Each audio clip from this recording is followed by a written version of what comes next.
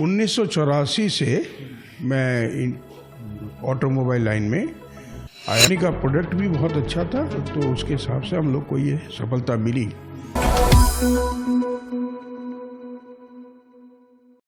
दोस्तों नमस्कार, मैं प्रकाश चंद्र और आप देख रहे हैं इस वक्त युवा शक्ति न्यूज़, हर खबर पैनी नज़र।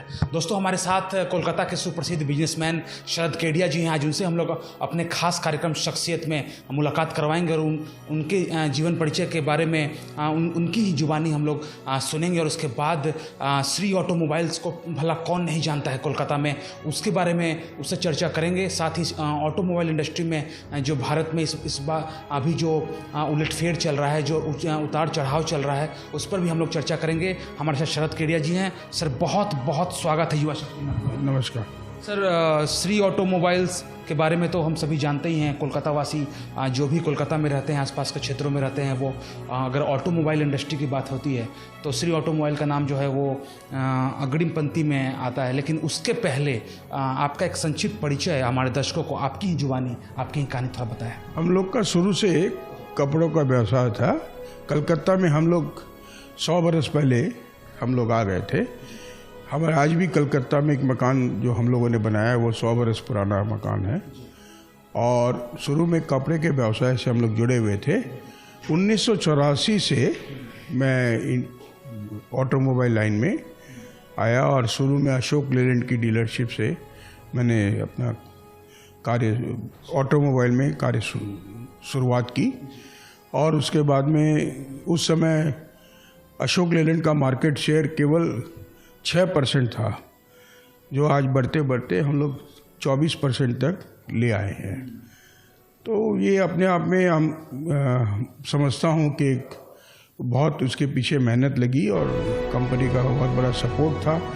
कंपनी का प्रोडक्ट भी बहुत अच्छा था, तो उसके हिसाब से हम लोग को ये सफलता मिली। उसके बाद में धीरे धीरे मैं आईटीसी के एफएमसीजी का डिस्ट्रीब्यूटर बना और महिंद्रा की डीलरशिप आई। और अभी हम लोग अशोक लेलैंड, महिंद्रा एवं होंडा के कलकत्ता डिस्ट्रीब्यूटर हैं। हमारे टोटल पूरे पश्चिम बंगाल में हमारे 16 शोरूम और वर्कशॉप्स हैं, जो ऑटोमोबाइल में मतलब कस्टमरों को पूरी सेवा देने के लिए 24 घंटा तत्पर है हमारे। सर एक सवाल मेरे मन में आता है कि ऑटोमोबाइल इंडस्ट्री जो है, ऑटो हब जो है, इस पूरे व्यवसाय को किस तरह से देखते हैं, इसकी अपॉर्चुनिटीज़ को किस प्रकार से देखते हैं? क्योंकि हम लोग जब देखते हैं तो इसमें बहुत सारे उतार चढ़ाव आते ही रहते हैं। लेकिन आपके दृष्टिकोण से ये जो इसका जो उतार चढ़ाव है और इस पूरे इंडस्ट्री को आप कैसे देखते हैं, थोड़ा हमारे दर्शकों को बताएं। हमारे भारतवर्ष की इकोनॉमी के 3 बैरोमीटर हैं। एक कृषि प्रधान, कृषि, बारिश, और एक सीमेंट, लोहा, और एक ऑटोमोबाइल। ऑटोमोबाइल की जब बिक्री बढ़ती है तो लोग समझते हैं कि इकोनॉमी बहुत मजबूत है। और ऑटोमोबाइल हर तरह के तबके के साथ में जुड़ा हुआ है। ऑटोमोबाइल में एक मोटरसाइकिल से लेकर और ट्रक तक, जिसका ये कीमत आज की तारीख में ऐसी ट्रक्स भी बेचते हैं जिसमें 70-70 लाख रुपए की ट्रक्स है। तो जब ऑटोमोबाइल की बिक्री बढ़ती है तो वैसा सीमेंट की भी जब बिक्री बढ़ती है तब उसी से ये चीज़ आती है। तो ऑटोमोबाइल हर समय किसी भी देश के लिए ऑटोमोबाइल की जो बिक्री है या ऑटोमोबाइल का जो व्यवसाय है वो एक बैरोमीटर की तरह देखा जाता है। और ऑटोमोबाइल, आप कहना चाह रहे हैं कि देश की जो जीडीपी है और देश का जो इकोनॉमिक ग्रोथ है, उसकी कहीं ना कहीं ऑटोमोबाइल इंडस्ट्री जो है वो रीढ़ की तरह कार्य करती है। देखिए, आपने 2 शब्द कहा कि इकोनॉमी और ग्रोथ, जीडीपी। मैं जीडीपी ग्रोथ को इससे कोई मैं नहीं जोड़ूंगा, लेकिन इकोनॉमी के लिए बैरोमीटर जो है उससे ऑटोमोबाइल सीधा जुड़ा हुआ है। ऑटोमोबाइल की जब बिक्री बढ़ती है तो इसका मतलब हमारी इकोनॉमी बहुत सुदृढ़ है। मोटे शब्दों में अगर हम लोग समझते हैं कि जब तेल के दाम बढ़ते हैं और जब कभी ना कभी ऐसा होता है कि पेट्रोल के दाम या डीजल के दाम अचानक बढ़ने लगते हैं तो सीरीज़ में बढ़ने लगते हैं कि रोज़ाना 30 पैसे बढ़ रहे हैं, रोज़ाना 40 पैसे बढ़ रहे हैं, और लोगों में एक सेटबैक आता है कि अभी हम लोग गाड़ी नहीं खरीदेंगे, या अभी अगर हम बिजनेस में भी कोई गाड़ी की ज़रूरत है तो हम 1 महीने बाद हम लोग देखते हैं उसके बाद। तो क्या बहुत हद तक ईंधन पर डिपेंड ये इंडस्ट्री होती है, या फिर ये सिर्फ एक वहम है कि इससे कोई मतलब नहीं है, हम अगर किसी को गाड़ी खरीदनी है तो खरीदेंगे? ये एकदम वहम है। ईंधन से बिक्री, वाहन की बिक्री से कोई फर्क नहीं पड़ता है। आपको गाड़ी खरीदनी है, आप 1 की जगह 3 खरीदते हैं तो ईंधन चाहे आज 20 रुपया पेट्रोल, जब लीटर का पेट्रोल था तब भी हम बेचते थे, और आज 100 रुपये है तो भी उतनी बिकती है। गाड़ियाँ उससे ज़्यादा बिक रही है, ये उससे इसका कोई संबंध नहीं है। हमारी गाड़ियाँ जो है वो पर कैपिटल इनकम के ऊपर में डिपेंड करता है। ये गाड़ियों का ईंधन से कोई संबंध नहीं है। आपकी यदि इकोनॉमी में, बाज़ारों में यदि कमाई है तो जो भी कमाता है उसका यदि दूसरा खर्चा, पहला खर्चा होता है अपने रहने के लिए घर, और उसके बाद में वाहन पे आज के दिन में खर्चा होने लग गया है। तो वाहन एक ऐसी जगह हो, ऐसी चीज़ हो, वस्तु हो गई है जो आदमी के समृद्धता पे सीधा संबंध रखता है। तो ये आपके जो सवाल है उसका सर एक बात बताइए, कोरोना काल जब चल रहा था उस समय खैर देश की तमाम जो इकोनॉमी व्यवस्था थी वो चरमरा सी गई थी, और लोग भी बहुत सारे डरे थे, सहमे थे। उस समय नए वाहन की खरीदारी बिल्कुल नहीं हो रही थी। उस दौरान आप लोगों ने उस दौर को देखा है, उस दौर को ज़रा हमारे दर्शकों को ज़रा बताएं। ऐसा है कि उस समय बिक्री जरूर कम हो गई थी क्योंकि सब जगह लॉकडाउन था, पूरा बंद था, लेकिन लोगों में उसी समय ये समझ में आया कि वाहन बहुत ज़रूरी है। इसके पहले जो कोरोना के ठीक 1 साल पहले से ये उबर और ये ओला आने से लोगों में वाहन खरीदने की जो एक प्रबलता थी उसमें थोड़ी कमी आई थी। लेकिन जो ही कोरोना आया तो लोगों को समझ में आया कि अपना वाहन होना चाहिए।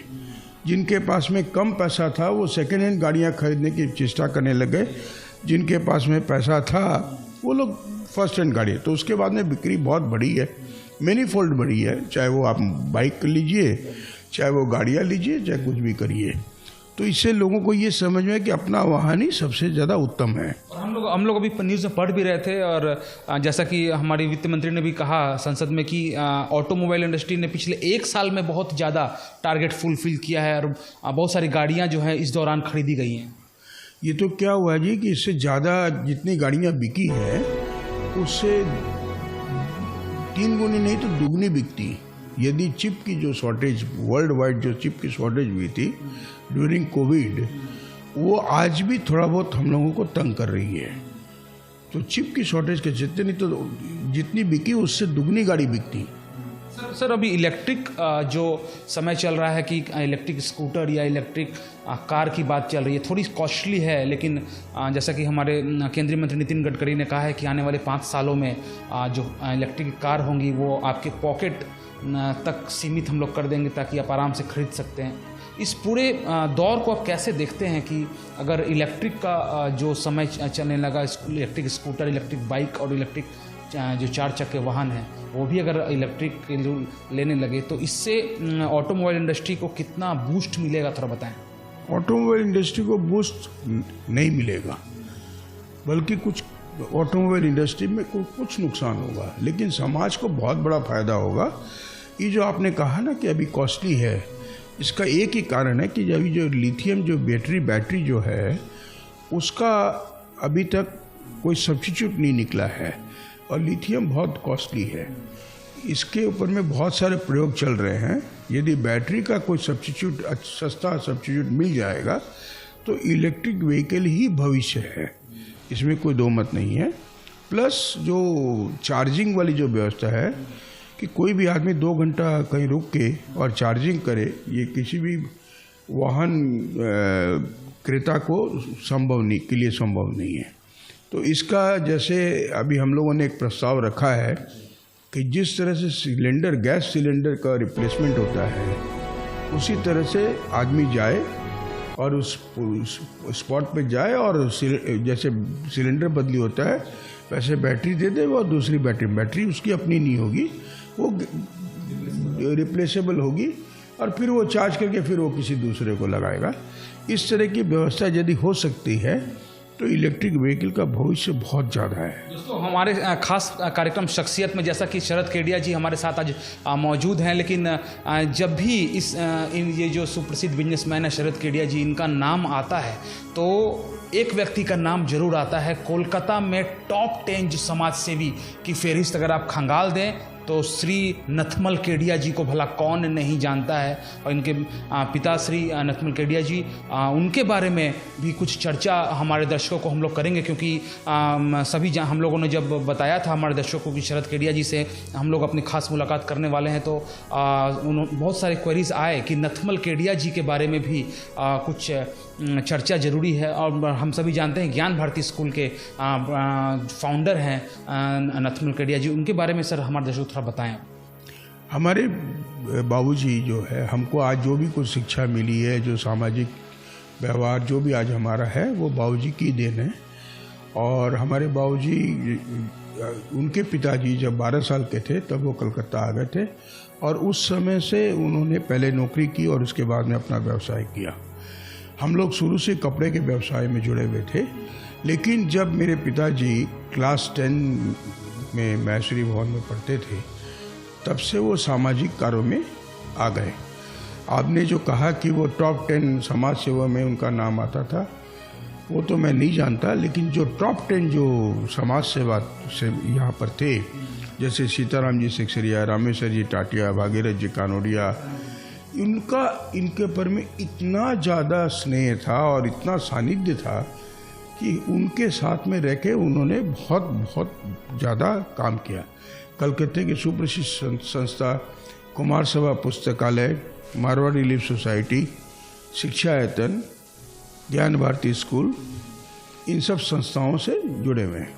मेरे पिताजी शुरू से ही लड़कियों को, हमारे समाज में जो लड़कियों को एकदम तुच्छ घर से निकलने नहीं दिया जाता था, घूंघट प्रथा में रखा जाता था, उनकी पढ़ाई लिखाई नहीं करने दिया जाता था, उसके हमेशा से ही विरोध में रहे। और उन्होंने पर्दा प्रथा, मतलब जो घूंघट प्रथा, कई बार कई जगह वो पिकेटिंग भी करते थे कि जब तक आप घूंघट नहीं हटाएंगे तब तक शादी नहीं करने देंगे। और लड़कियों को शिक्षा के लिए वो हर समय सतत प्रयास किया है। एक छोटी सी घटना वो मैं आप लोग को बताना चाहूँगा कि एक राम मंदिर में एक परिवार था, वो अपनी लड़की को भेजना चाहते थे, लेकिन उनके पास में कोई साधन नहीं था जो वो मारवाड़ी बालिका विद्यालय में भेज सके, बालिका शिक्षा सदन में भेज सके। तो बाबूजी सवेरे 10 बजे और 9:30 बजे उन लड़कियों को लेके वहाँ पर स्कूल छोड़ते थे और 4 बजे फिर वापस लेके आते थे। 10 दिन तक उन्होंने ऐसा किया। उसके बाद में वो माता पिता खुद ही शर्मिंदा होकर और फिर अपनी व्यवस्था की है उन्होंने। इतनी बड़ी बात शरद केडिया जी ने बताई है आज नथमल केडिया जी के बारे में। सर ये कितना साल ये वाकया पुराना होगा लगभग? ये लगभग होगा कम से कम भी 55-60 साल पहले। 55-60 साल पहले कोई व्यक्ति इस तरह अगर समाज को लीड कर रहा था कि खुद जैसा कि ये बता रहे हैं कि छात्राओं को लेकर निकल रहे हैं और उन्हें स्कूल छोड़ते थे और फिर लेकर आते थे और शर्मिंदगी से फिर उनके माता पिता ने ये काम करना शुरू कर दिया। आज 70 साल ये बता रहे हैं, 7 दशक लगभग पुरानी घटना का जिक्र यहाँ पर चल रहा है। दोस्तों आज हम लोग जहाँ पर खड़े हैं, बच्चों को हम लोग घर से ले जाते हैं पढ़ाई के लिए और फिर उन्हें लेने जाते हैं, तो हम लोग कहते हैं कि बहुत सारा टाइम जो है वो बर्बाद हो रहा है, टाइम वेस्टिंग हो रही है, हमें कैसे उसको भेजा जाए। लेकिन सोचिए कि नथमल केडिया जी ने 7 दशक पहले ये बात साबित कर दी कोलकाता में कि किस प्रकार से छात्राओं को पढ़ाई के लिए कैसे प्रेरित किया जाता है और कैसे उनके माता पिता जो है वो छात्राओं को घर से स्कूल और स्कूल से फिर घर लेकर सुरक्षित लगे। आप भी तो बहुत सारे समाज सेवा से जुड़े हुए हैं, बहुत सारी सोसाइटी से जुड़े हुए। के पदचिन्हों में ही, उनके द्वारा किए हुए कामों में ही कोई जुड़ा हुआ। मैं 7-8 संस्थाओं से मैं जुड़ा हुआ हूँ। मेन अभी ज्ञान भारती स्कूल जो जिनके बाबूजी मेरे संस्थापक हैं, 1960 में ठंड के एकदम ठिठुरती ठंड में वो सुबह हमेशा विक्टोरिया जाया करते थे। तो वो बीके पाल से विक्टोरिया की तरफ जा रहे थे। उस समय बड़ा बाजार अंचल में केवल एक महेश्वरी भवानी स्कूल थी। तो सुबह पहले 6 बरस के बच्चे, 7 बरस के बच्चे एकदम ठिठुरते हुए सवेरे 6 बजे वो लोग स्कूल जा रहे थे। तो बाबूजी अपने मित्र पुरुषोत्तम जी केजरीवाल से बात किए कि इनकी माँ रात को 11 बजे सोती होगी और सवेरे 4 बजे उठ के बच्चों को तैयार करके इस ठंड में भेजती है, तो बड़ा बाजार में एक स्कूल की ज़रूरत है। और उसी समय जब वो विक्टोरिया मैदान में पहुँचे तो अपने मित्रों से बात की और वहीं पर बड़ा बाजार में एक स्कूल बनाने की एक ये डिसाइड हुआ कि करेंगे। तो इन्होंने ज़मीन खोजना शुरू किया। उसी समय इनके 4 दोस्तों ने 50-50 हज़ार रुपया उसी समय अनाउंस किया कि हम लोग की तरफ से ये अनुदान है। फिर उसके बाद में सबसे पहले आज जो बिनानी धर्मशाला जो है वो जगह बाबूजी ने डिसाइड करी, मतलब नक्की की।